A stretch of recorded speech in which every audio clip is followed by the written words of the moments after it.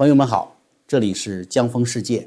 今天咱们要聊的故事，表面上看是大国博弈，是一场跨越了10几年的外交暗战，但要是把它轻轻切开，你会发现这里面藏着的根本不是什么地缘政治的高瞻远瞩，而是一个男人长达44年极度扭曲的私人复仇记。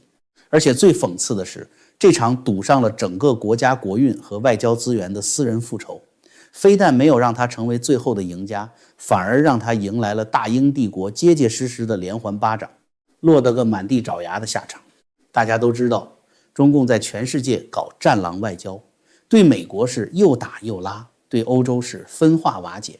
但是如果您仔细观察这几年的英中关系，您会发现中南海那位对英国的出手总是带着一股子不加掩饰的邪火，毫无章法，充满了情绪化。这股子邪火从哪儿来？很多国际关系专家写了无数篇论文，洋洋洒洒分析了一大堆地缘政治、经济脱钩，但我告诉您，他们都没看到点子上。要看懂塔尖上那位对英国的这股子无名火，咱们得把视角降维，从富丽堂皇的外交殿堂降到人性最幽暗的深处。故事得从一个案发现场说起。2024年12月13日，英国伦敦高等法院解封了一份代号为 H6 的间谍嫌疑人身份。这人叫杨腾波，是个50岁的中国商人，拿着英国永久居留权。本来大家以为这就是个普通的中共统战特务案，结果随着法庭文件的披露，整个英国社会都傻眼了。军情五处的证据显示，杨腾波竟然是英国安德鲁王子的亲密伙伴，两人勾搭了长达10年。更绝的是法庭文件里的另一条记录，安德鲁王子，堂堂英国已故女王伊丽莎白2世的亲儿子，查尔斯国王的亲弟弟，居然在杨腾波的安排下，连续好几年，每年都在中南海那位过生日的时候，亲笔写一封生日贺信，巴巴地寄往北京。朋友们，您细品一下这个画面，英国王室可是有严格规矩的，王室成员绝对不能擅自和外国元首建立这种私相授受的联系，外交事务必须由政府处理，王室只负责礼仪。但这一位大英帝国曾经的第6顺位继承人，就像个藩邦小吏一样，年年给北京那位写万寿无疆的贺表，一年一封，年年不断。不是中共向英国王室示好，而是英国王室主动向中共党魁上供。这哪里是什么外交示好，这分明是极致的私人羞辱。为什么包子要费这么大劲，把一个堂堂的英国王子变成每年给自己写贺卡的打工人？这不符合任何正常的外交逻辑。这是咱们看到的第一件怪事。紧接着是第二件，时间倒回2015年10月，那场被中共官方吹上天的黄金时代访英之旅。当时英国人为了拉投资，确实给足了面子，用英国媒体的话说，那是铺上了最红的红地毯。103响，礼炮轰鸣，女王亲自以近90旬的高龄陪同，坐着御用黄金马车下榻白金汉宫的比利时套房。这规格不像是在接待一个外国领导人，倒像是在迎接一位凯旋的征服者。但这场看似风光无限的访问背后，藏着一个极其耐人寻味的细节。半年后，也就是2016年5月，女王在白金汉宫花园派对上跟负责当年安保的伦敦警察厅指挥官聊天，随口吐槽了一句：哦，那真倒霉，他们对我们的大使非常粗鲁。女王甚至用了非同寻常这个词来形容中方代表团的蛮横。这段对话被白金汉宫的御用摄影师拍下，并且白金汉宫主动把录像分发给了英国媒体。堂堂大英帝国的女王，60多年来见过多少大风大浪，什么样的独裁者没见过？为什么偏偏对中南海这位的团队给出这么高的负面评价，甚至不惜以这种半公开的方式表达不满？因为那帮人身上带着一种暴发户进城砸场子的嚣张气焰，他们不是来交朋友的，他们是来宣示主子的淫威的。第三件怪事就是包子对英国那种泼妇骂街式的极端报复。正常大国之间有摩擦，顶多是互相经济制裁或者谈判博弈，但包子怎么干的？当英国出于道义推出保护香港人的 BNO 护照时，他不仅气急败坏地疯狂撕咬，甚至用出了最下三滥的手段，在使馆翻修这种事上给英国人穿小鞋。英国驻北京的大使馆老旧需要维修，中南海硬是压着审批几年不放，还在外交邮贷、人员签证上处处刁难。一个自诩要为世界指明方向的大国党魁，面对双边摩擦，居然用这种居委会大妈拌嘴的阴招来搞报复。您把这3件事连起来看，拉拢王子当外围，去白金汉宫摆谱砸场子，像个地痞流氓一样搞无底线的打击报复，这完全不是一个正常大国领袖的冷静手腕，这更像是一个自卑又自大的古惑仔，手里有了点钱和权，跑到仇人家门口撒泼。那么问题来了，大英帝国到底是怎么得罪了这位陕北出来的工农兵学员？这就得把时间指针拨回44年前的北京。1982年的北京，鼓楼附近的一套公寓里，气氛压抑的能拧出水来。那一年29岁的他刚从中央军委办公厅耿标秘书的位置上辞职，主动要求下放到河北正定县当个副书记。在中共体制内，这看起来像是一次下坡路式的调动，但他心里有本大账。红二代要想真正在未来接大班，就必须有基层镀金的履历。就在他满心盘算着政治宏图，准备动身去正定的时候，他的第一段婚姻却走到了尽头。他的妻子柯玲玲当时已经身在英国，打来了越洋电话，正式提出要求离婚。咱们得详细说说这个柯玲玲，她可不是一般人，1951年出生，比包子大2岁。更关键的是，他的父亲柯华原名林德长，是当时的中国驻英国大使。1979年，26岁的包子刚进军委当秘书，经过别人介绍，认识了从英国回来探亲的柯玲玲。这场婚姻一开始就是2个红色家族门当户对的政治联姻，但生活不是政治报表，2个人关起门来过日子，那简直是冰炭不洽。柯玲玲从小跟着父亲在国外，身上带着英伦的做派，讲究生活品质，要求丈夫天天洗澡刷牙，懂点浪漫情趣。可她面对的是个什么人？一个从陕北窑洞里钻出来，1星期不洗澡不刷牙，满脑子只有权力斗争和政治算计的男人。3年时间，2人在鼓楼的公寓里几乎每天都在争吵。后来有记者辗转问过柯玲玲，当年为什么非要离婚？柯玲玲撇下过一句极其毒辣却又无比精准的评价：这个人很会装。朋友们，这几个字简直是把皇上的灵魂给扒了个精光。柯玲玲一眼看穿了这个男人老实巴交、憨厚外表下隐藏的阴郁、偏执，以及对权力那种令人不寒而栗的渴望。她受不了这种窒息的虚伪，于是拍拍屁股飞去了伦敦，留下了一个自尊心碎了一地的红二代。在那个越洋电话里，柯玲玲给了最后的通牒：要么你来英国我们一起生活，要么离婚。面对这个选择，她挂断电话后对着屋子里破口大骂。您猜她骂的是什么？她没有骂柯玲玲水性杨花，她也没有骂柯家仗势欺人，她骂的是傻逼英国，早晚要收拾你们。这就是皇上这个人心里最扭曲、最奇葩的地方。正常人被老婆甩了，恨的肯定是这个女人，或者恨她外面的野男人，甚至会跟女方家里从此老死不相往来。但他不，他把所有的恨意全都转移到了英国这个国家身上。为什么？因为如果他承认是柯玲玲看不上他，那就等于承认自己是个没魅力的失败者。这对他那种极端自负又极端自卑的性格来说，是绝对无法接受的。所以他必须在心理上给自己找一个宏大的借口。不是我不好，是英国那个腐朽的资本主义大本营用奢靡的生活方式勾引了我的妻子，是英国这个国家抢走了我的女人。更魔幻的是，这对夫妻离婚后，男方不仅没有跟女方家里撕破脸，反而一直维持着某种表面上的客套。到了2019年1月1日，前岳父柯华在北京以103岁高龄去世的时候，皇上的母亲齐心送了花圈，弟弟甚至在挽联上亲切地称呼柯华为叔叔。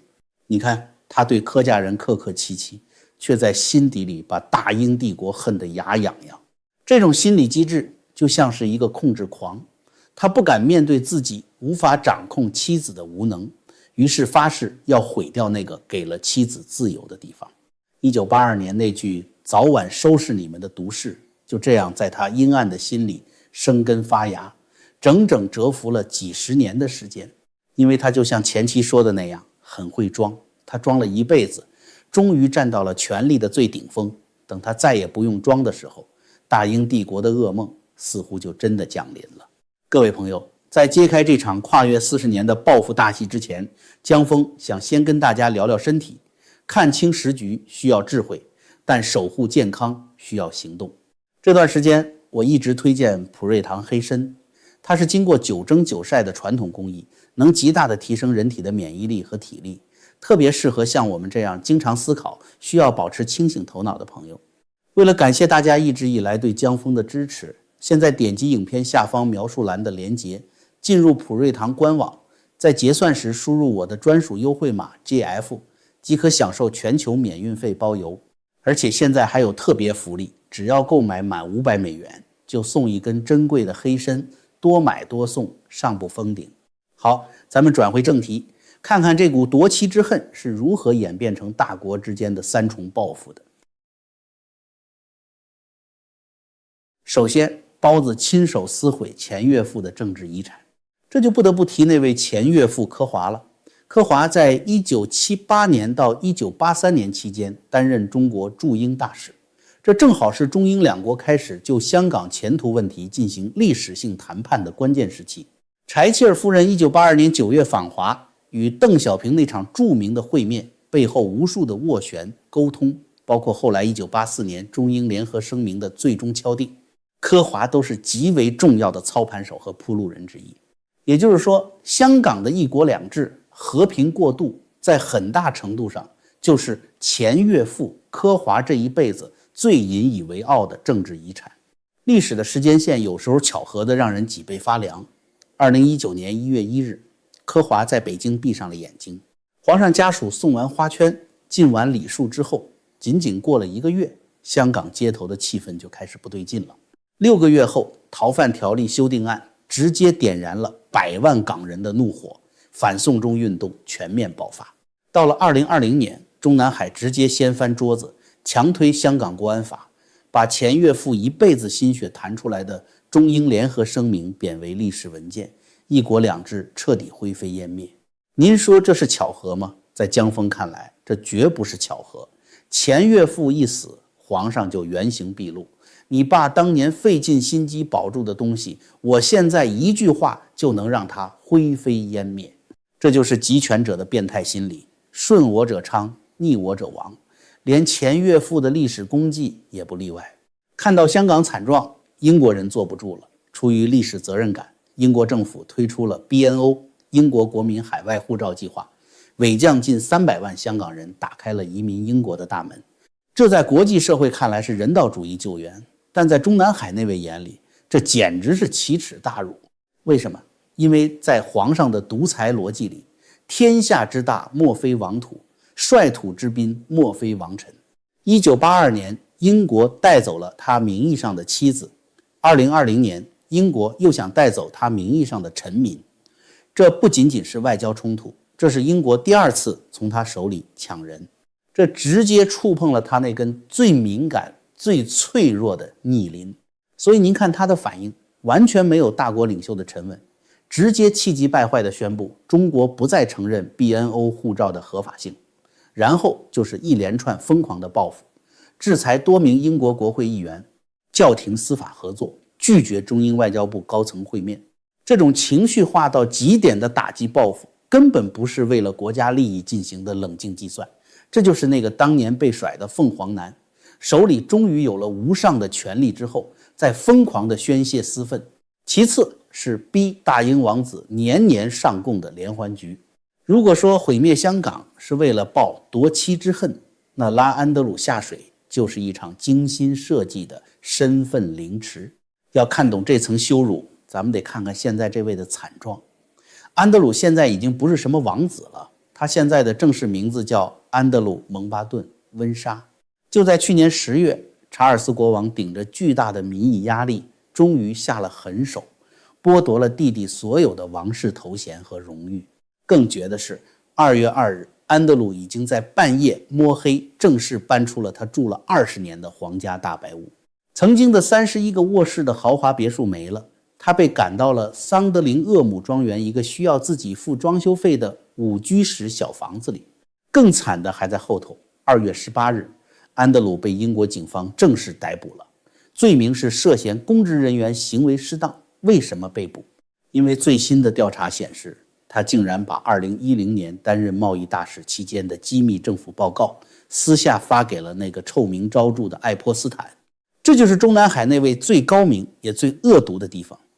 他看准了安德鲁是王室里的烂苹果，派出了杨腾波这个统战部的白手套，主动贴了上去。杨腾波打着帮王子的创业平台龙门创将开拓中国市场的幌子，一点点渗透进王子的核心圈。英国军情5处后来截获的邮件里，王子的私人顾问竟然对杨腾波说，除了王子最亲密的内部亲信之外，你坐在一棵很多人想登上的树的最顶端。这话翻译过来就是，你这个中共特务现在已经是咱们大英王室的大内总管了。在这个大内总管的操盘下，从2018年开始，安德鲁王子就像中了蛊一样，每年到了某个特定的日子，毕恭毕敬地亲笔写下贺信，寄到北京中南海。不仅如此，2016年和2018年，王子还2次跑到北京人民大会堂，像个来朝拜的藩王一样和皇上会面。朋友们，这是一场多么荒诞又多么精准的身份颠倒游戏啊！1982年，那个满身土腥味儿，连澡都不爱洗的工农兵学员，被带着英伦贵族气息的大使千金无情抛弃。那时的英国对他来说是高高在上、遥不可及的阶级敌人。可到了2018年，这个曾经的弃夫却坐在紫禁城旁边的龙椅上，看着大英帝国的王子给自己作揖请安，年年写万寿无疆的贺表。这招杀人诛心，当年大清朝的慈禧太后看了都得直呼内行。他不仅让英国王室低了头，还借着这颗定时炸弹，让王室内部彻底决裂。当2024年底英国法院曝光这一切的时候，查尔斯国王暴怒，直接切断了安德鲁的所有津贴和住所，等于把亲弟弟从王室驱逐了。中共兵不血刃，就让大英帝国的王室颜面扫地，骨肉相残。第三，在英国祖坟上建超级堡垒的使馆战争。如果说让王子上供是精神上的羞辱，那么接下来这一步就是赤裸裸的地理征服了。这几年中英之间还打了一场没有硝烟但极其恶毒的使馆战争。2018年，中共砸了2.55亿英镑，差不多23亿人民币，在伦敦市中心买了一块地皮。这可不是普通的地皮，这地方叫皇家铸币厂旧址，紧挨着哪儿？紧挨着著名的伦敦塔。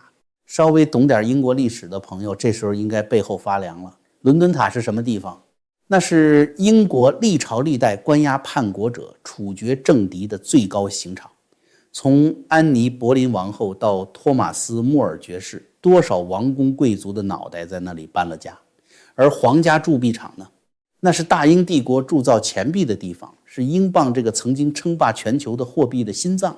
包子偏偏挑了这么一块地，他要在这里要建一个占地6.5万平方米的超级大使馆。这是什么概念？是中国驻美使馆的2倍，是英国驻华使馆的10倍。这将是欧洲最大的外交建筑群，据报里面还要挖200多个秘密地下房间。你想啊，在英国皇权和金融霸权的祖坟上盖一个插着5星红旗、装满监控探头的中共堡垒，这哪是盖使馆？这等于是有人在故宫太和殿广场旁边硬要盖一个外国军营。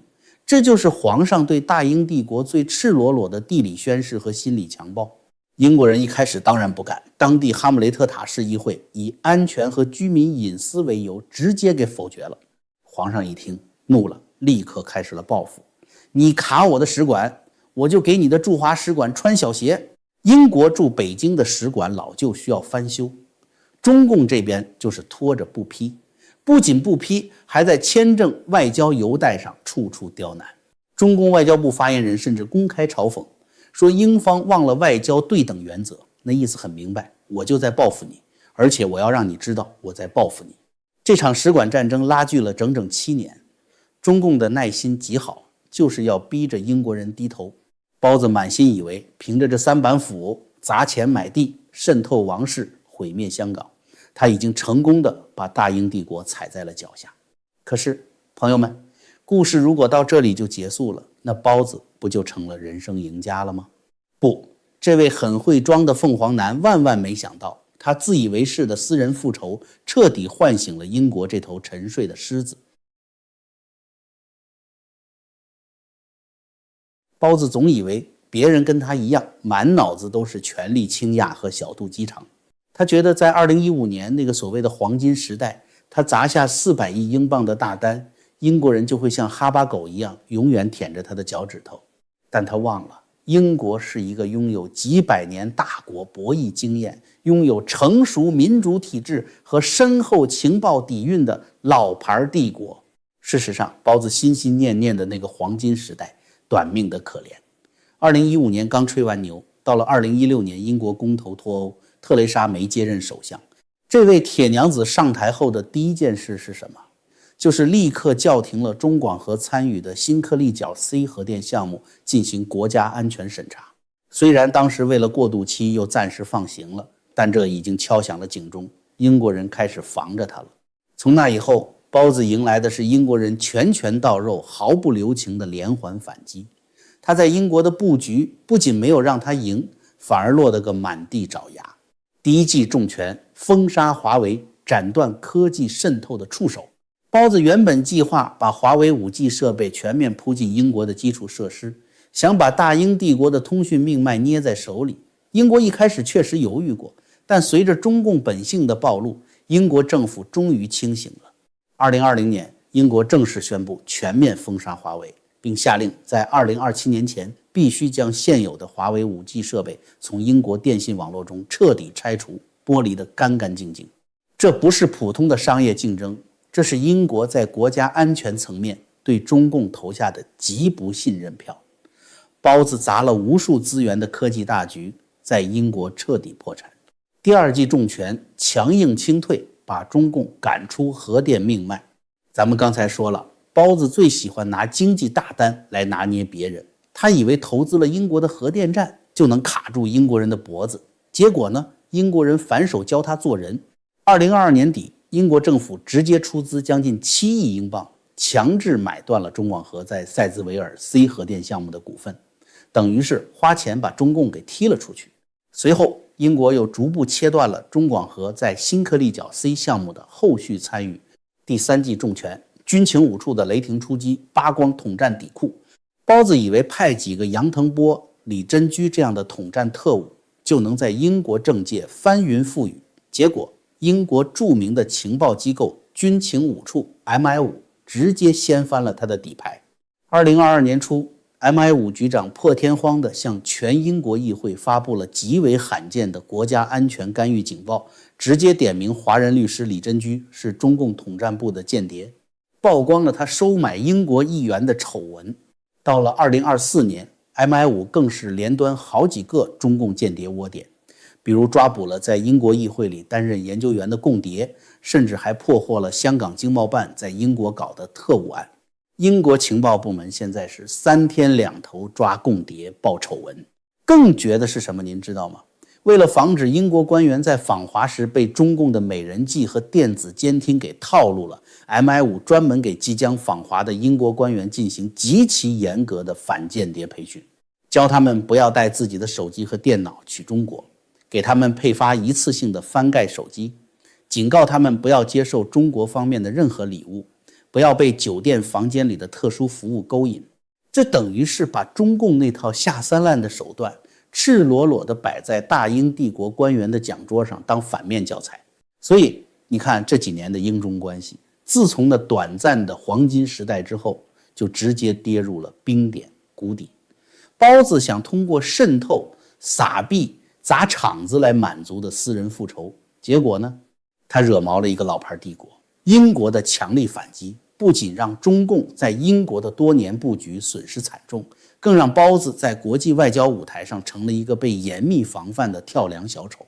故事讲到这里，咱们不难看出，什么大国崛起，什么人类命运共同体，在那位很会装的皇上心里，都不过是掩饰他极度自卑和偏执狂妄的遮羞布。他拖着10亿中国人，绑架了整个国家的经济和外交资源，就为了去报1982年被一个女人抛弃的私仇。但他赢了吗？根本没有。这就是这个故事真正冷酷也最讽刺的地方。2026年的今天，大英帝国虽然在经济上面临挑战，虽然工党斯塔默政府为了一点眼前的投资，在超级使馆的问题上表现出了绥靖和妥协，但英国整个国家机器的警觉性已经被彻底激活。朋友们，如果您觉得今天的节目解气有深度，请务必点击关注、点赞，并把视频转发给更多的朋友们。咱们下期不见不散。